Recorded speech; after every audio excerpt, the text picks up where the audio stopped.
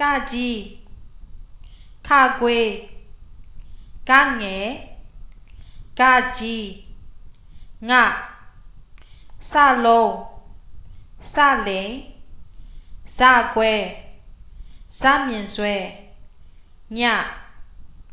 တက်လင်းကျိတ်ထဝံပဲဒါရင်ကောက်ဒါရီမုတ်နာကြီးတာဝင်းပူထက်စင်တူဒါတွေဒါအောက်ချိုက်နာငယ်ပါဆောက်ဖာဥထုတ်ပလက်ချိုက်ဘာကုန်းမရပ်ပလက်ရကောက်လဝတဟလာကြီး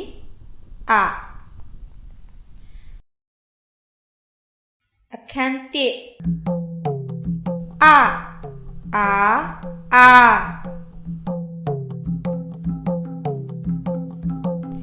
ညအခါလတာကစားမလားနားမလား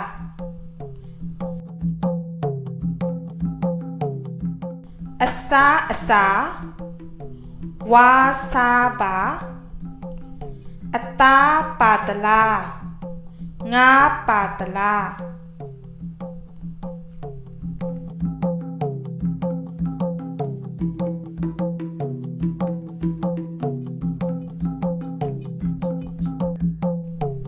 အခန်း2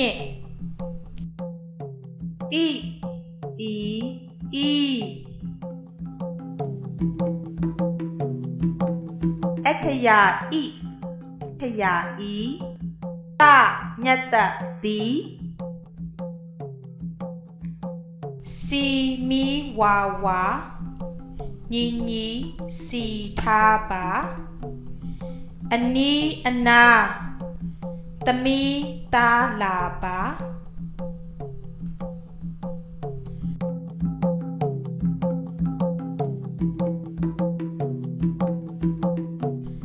အခန်း3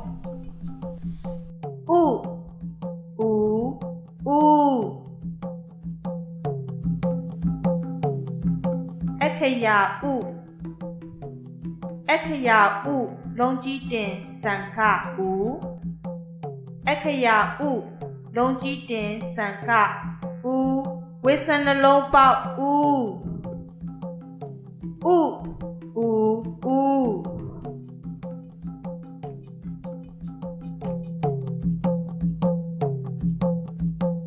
စားစရာလာယူပါတူးစီလာပါလူမယူရအတူတူစားပါ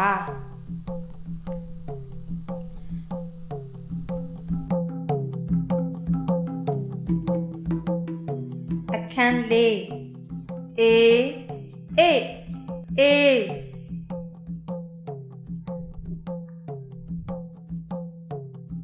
အခရာ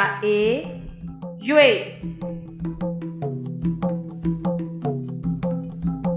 ယနေ့နေတာဤလေမလာ၍ပူသည်ရေအေးပေးပါ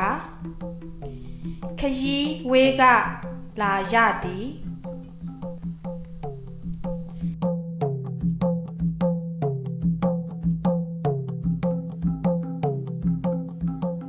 အခန်း5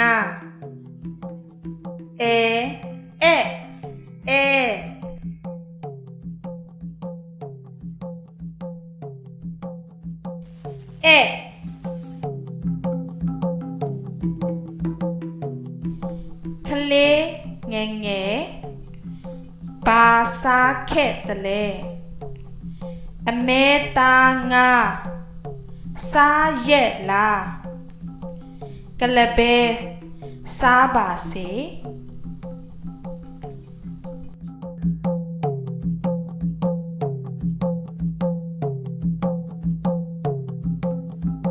အခန်း6အော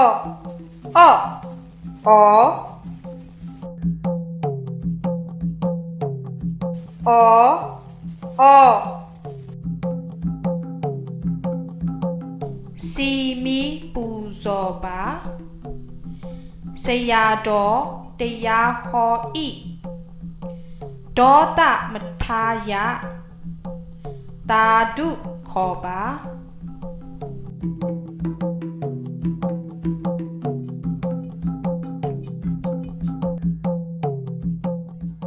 အခန်း9နတ္တအန်မတ္တအန်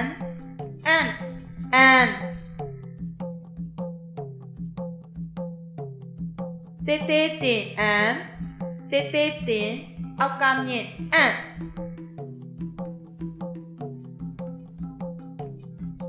ရေကန်ထဲကဘဲကလေးဆူဆူညံညံအတန်ပေးဤအစာစားရန်လာနေသည်လူကလေးမဖမ်းရ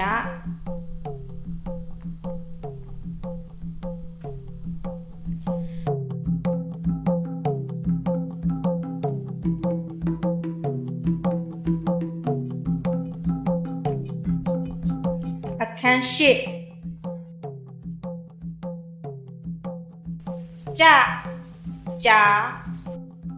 ကြာရရစ်ပြဆရာမစာပြမည်မြေဖြူယူလာသည်မိမိနေရာနေကြပါစကားကြဲကြဲမပြောရ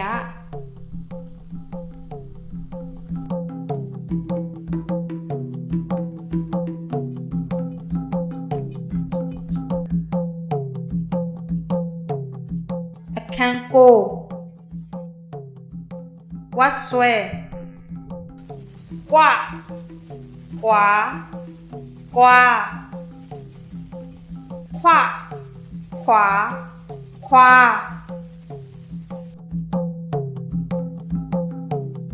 ဤရွာကလေးတာယာသည်ဘူးတီတခွာတီပေါ်ဤရာတီမရွေမအားကြပါနွားများမွေးမြူကြပါသည်ပျော်ပျော်မွေ့မွေ့နေကြသည်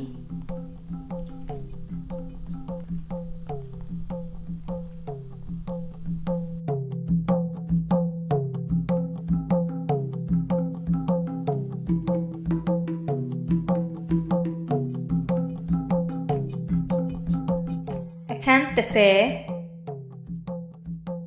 ရပ်ပင့်ဝတ်ဆွဲရရစ်ဝတ်ဆွဲကျွဲကြွ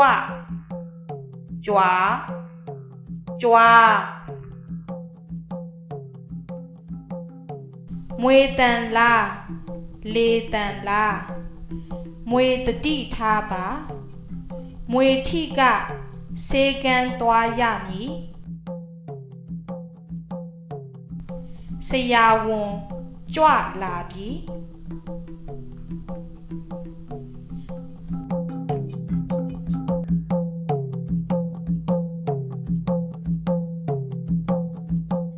အခန်း7ဟတ်ထိုငါမှ မာရှာ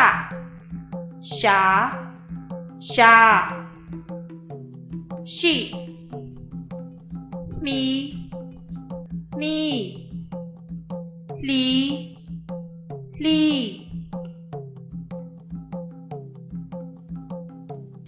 အရှိရွာမှာဘာရှိသလဲလူစီကားလှပါလားဖျားပွဲတော်ရှိပါသည်လှဲစီး၍လာကြသည်လှေစီး၍လဲလာကြသည်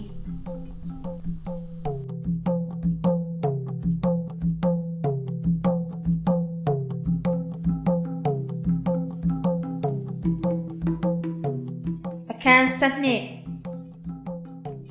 ရပ်ပင်ဟတ်ထိုရရစ်ဟတ်ထိုညညာရှာမျောရှော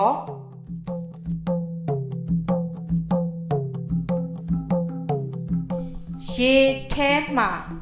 မျောရှိ၏ငါးမြားတံယူခဲ့ပါငါးမြားကြမည်ငါးရကညီမျှဝေပေးပါ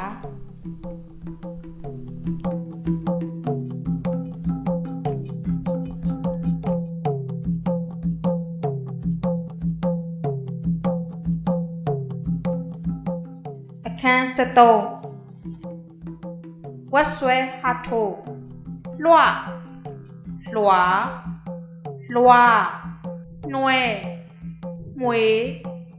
နွဲ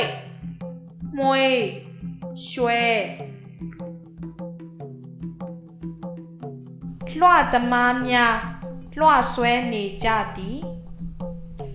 ချွေးများရွှဲနေသည်ရေနွေးထားပါစားစရာ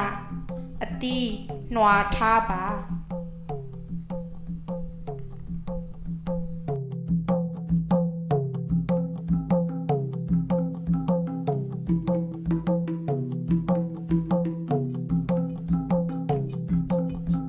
အခန်း14အိ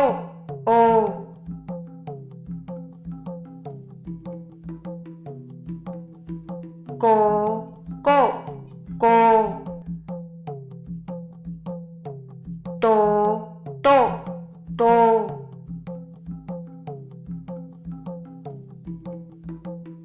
ဆရာမအတန်းထဲသို့လာပြီငါတို့ကြိုဆိုကြပါစို့ကြိုးစား၍စာအံပါကိုအားကိုပါ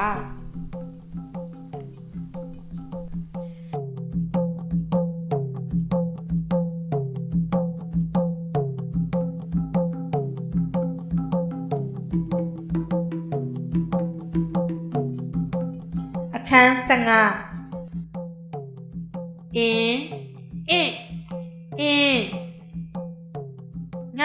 အင်းငတ်တအင်းအောက်ကမြင့်အင်းငတ်တအင်းဝိစနှလုံးပေါက်အင်းညကလေးတအင်းအောက်ကမြင့်အင်းညကလေးတဝိစနှလုံးပေါက်အင်းမိုးစင်လင်းပြီးပြတင်းများဖွင့်ထားပါသတင်းစာနေ့စဉ်ကြည့်ရှုပါ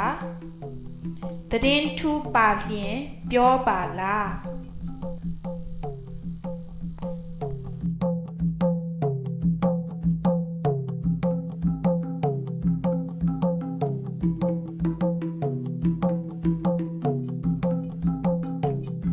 အခန်း16အောင်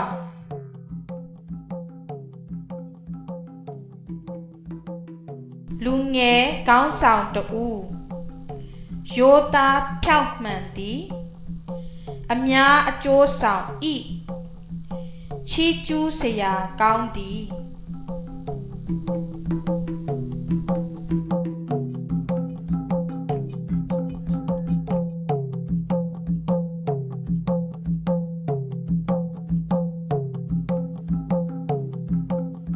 အခန်း19အိုင်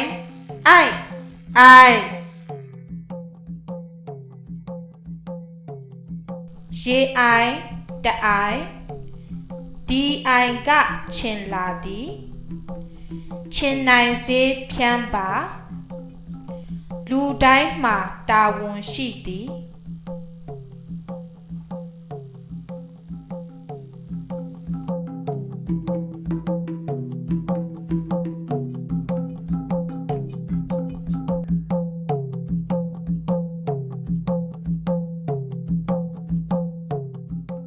အခန်း18အိနတ်တအိမတ်တ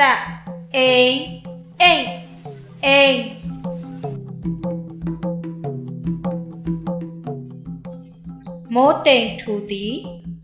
လေငိမ်နေ၏အိမ်ထဲမှာရေဒီယိုနားထောင်ပါမိုးလေဝသသတင်းအကြိမ်ကြိမ်ကြားရသည်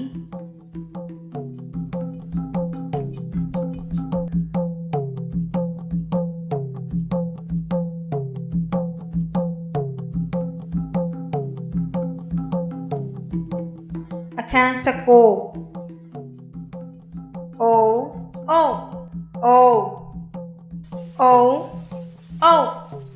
ုနတ်တအို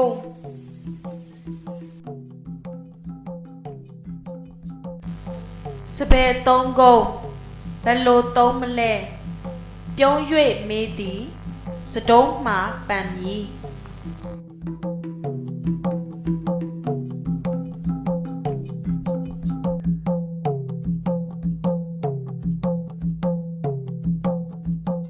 အခန်း20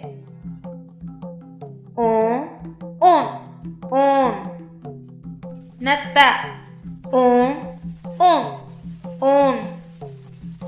မတ်တ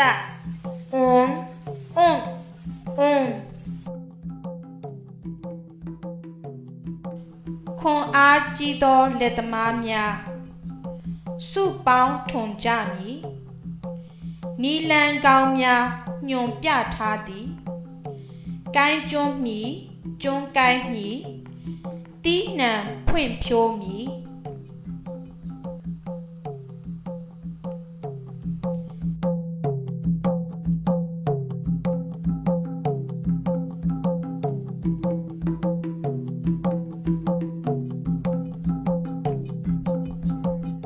အခန်း21ကတ္တကက်ကျက်ကွက်ငှက်အစာကိုညက်ဝါပါကျမ်းမာရေးအတွက်ကောင်းမည်တွက်လက်လဲရှိမည်အသက်လဲရှည်မည်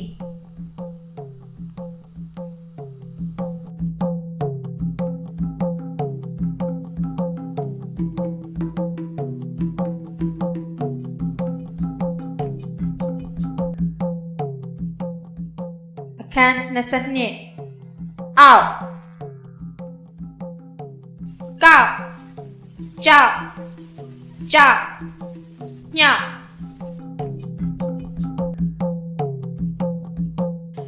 မိုးတဖြောက်ရွာသည်ခမောက်ဆောင်၍လမ်းလျှောက်ပါမျိုးစေ့များအပင်ပေါက်လာပြီမညှိုးမချောက်ပါစေနှင့်မြေတောင်မြှောက်ပေးပါ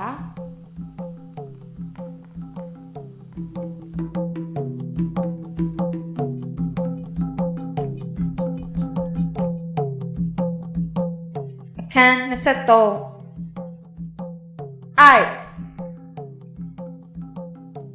ကိုက် ကြိုက်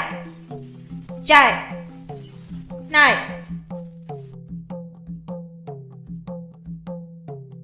ပူအိုက်သောရာသည်ငိုက်မနေပါနှင့်တောင်လေတိုက်လာပြီးအမှိုက်များလွင့်နေသည်လိုက်၍သိမ်းဆည်းပါ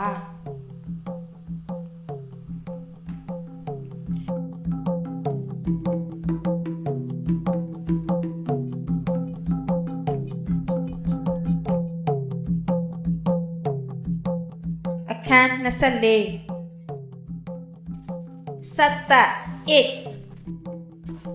ကိတจิตจิตညစ်နှစ်တစ်ကူးပွဲတော်ကျင်းပသည်ဆိုင်များဖွင့်လှစ်ရောင်းချ၏ဈေးသည်များအော်ဟစ်ရောင်းကြသည်ဈေးစစ်၍ဝယ်ခဲ့ပါပြစ်တိုင်းထောင်နှင့်ကွမ်းဣဝယ်ခဲ့သည်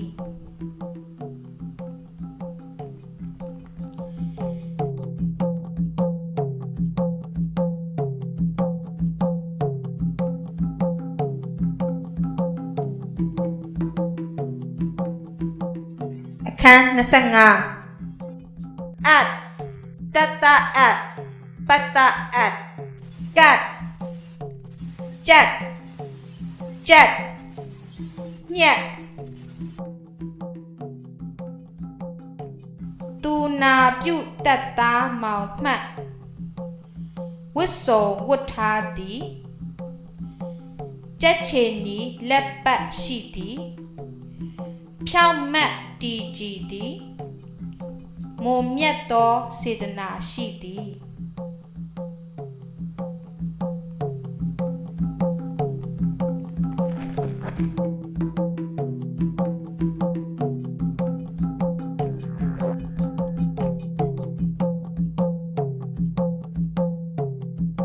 အခန်း26အိုဝတ်ဆွဲတတဝတ်ဆွဲပတ္တကုတ်ကုတ်ကျွတ်လွတ်တည်င်းကျွတ်ပြီးမိုးလေကင်းလွတ်တော့မီမီးပုံးပြန်လွတ်ကြရအောင်မီးစာကိုရေနံစွတ်ထားပါမိုင်းဝမှလွတ်ပါ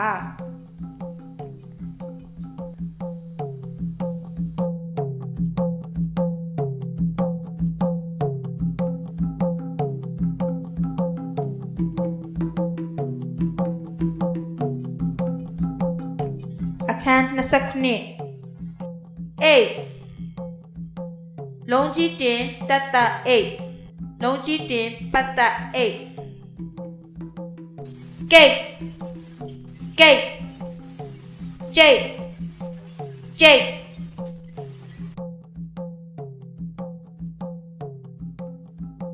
လူကလေးအိတ်ချင်ပြီးတေးဆို၍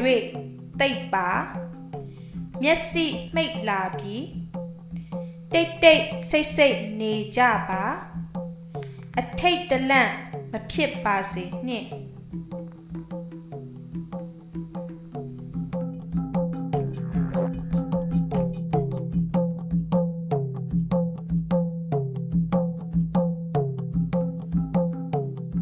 အခန်း28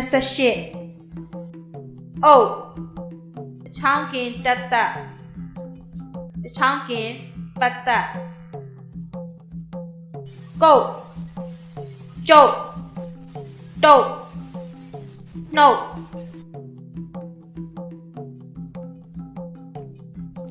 မှန်တာလို့ဟုတ်တာပြော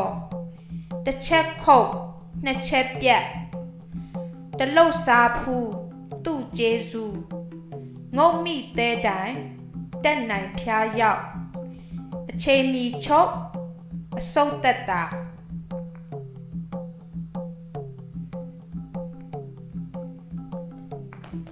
အခန်း29 ကျွန်တော်ဤအကြောင်းကျွန်တော်ဤအမည်မှာမောင်လှဖြစ်ပါသည်ကျွန်တော်ဤဖခင်သည်ဦးဘဖြစ်ပါသည်ကျွန်တော်ဤမိခင်သည်ဒေါ်အေးဖြစ်ပါသည်ကျွန်တော်တို့သည်ထန်းသုံးပင်ရွာတွင်နေကြသည်ကျွန်တော်ဤမိဘများသည်လဲလောက်ကြသည်ကျွန်တော်မှာအကိုတယောက်အမတယောက်ရှိပါသည်ကျွန်တော်တို့သည်ရွာရှိမူလတန်းကျောင်း၌စာသင်ကြပါသည်ယခုကျွန်တော်သည်ပထမတန်းမှာစာသင်နေပါသည်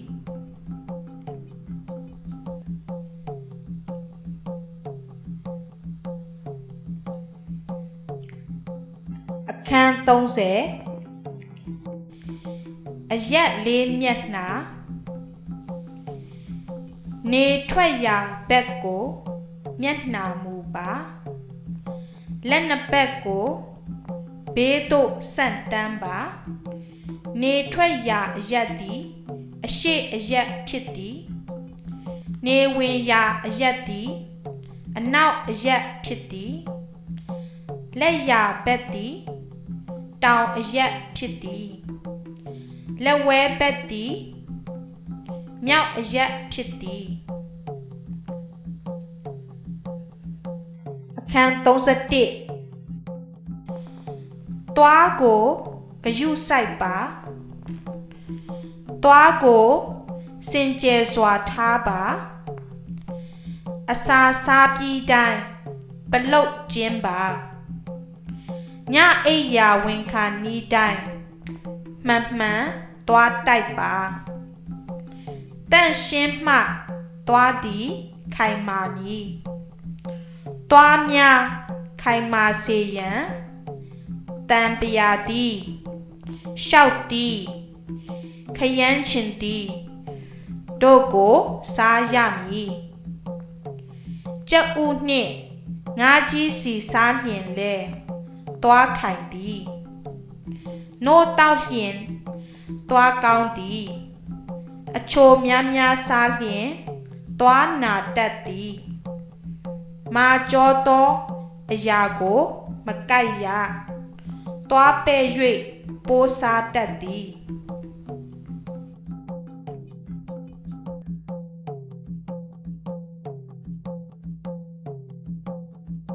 အခန်း32နို့တောက်ခြင်းနို့သည်ကလေးများအတွက်အကောင်းဆုံးသောအစာဖြစ်သည်နွားနို့စိတ်နို့နှင့်ကျွဲနို့တို့ကိုများများတောက်ပါကိုယ်ကာယကြီးထွားကျန်းမာမည်နို့သည်သွားနှင့်အယိုးများကိုခိုင်မာစေ၏နို့ကိုကြိုချက်၍နေ့စဉ်တောက်ပါနို့ကိုရင်မနာပါစေနှင့်ဖုံးအုပ်၍တန့်တန့်ရှင်းရှင်းထားပါနို့စီထောပတ်ဒိန်ခဲဒိန်ချင်းနို့မှုတ်စသည်တို့သည်နွားနို့မှရသောအစာများဖြစ်ကြသည်